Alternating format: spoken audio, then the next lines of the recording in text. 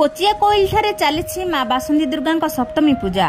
बालेश्वर जिला खैरा ब्लॉक नयाखंडी पंचायत कोचिया कोइल ठारे थिबा माँ बासंती दुर्गा पूजा मंडप रे चली माँ का सप्तमी पूजा।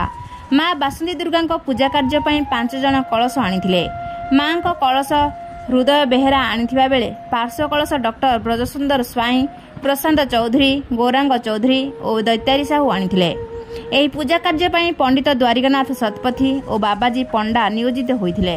ଶ୍ରୀ ବେହେରା ତାଙ୍କ ସହଧର୍ମୀଙ୍କ ସହିତ ପୂଜା କାର୍ଯ୍ୟରେ ବସିଥିବା ବେଳେ ଶ୍ରୀ ସ୍ୱାଇଁ ମଧ୍ୟ ତାଙ୍କ ସହଧର୍ମୀଙ୍କ ସହିତ ପୂଜା କାର୍ଯ୍ୟରେ ବସିଥିଲେ।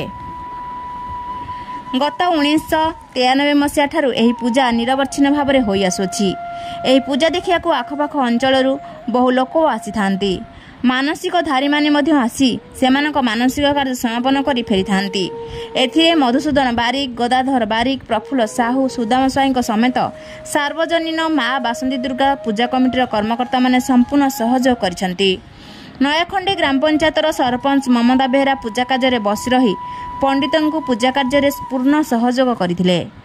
ବାଲେଶ୍ୱର ଖଇରାରୁ ପଦ୍ମଲୋଚନ ଦାସଙ୍କ ରିପୋର୍ଟ, ରୂପାଥାଳିଆ ନ୍ୟୁଜ୍।